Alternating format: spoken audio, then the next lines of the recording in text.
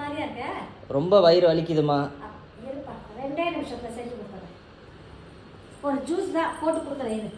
இதுக்கு வேண்டியது வெள்ளை பூசணி. இந்த வெள்ளை பூசணியை 2 சுத்து தான்.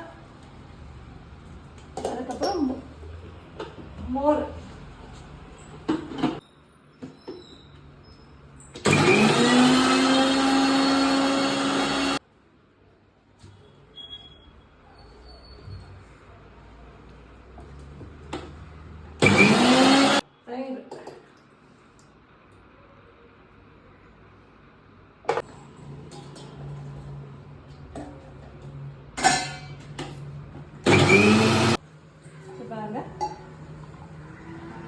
இதில் கொஞ்சம் உப்பு போட்டு அப்படியே குடிக்க வேண்டியதுதான்.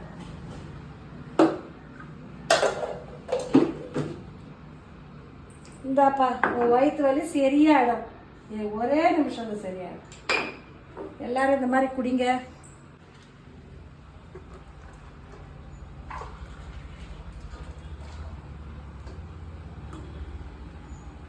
இந்தாப்பா, வயிறு வலின்னா 2 நிமிஷம்தான்.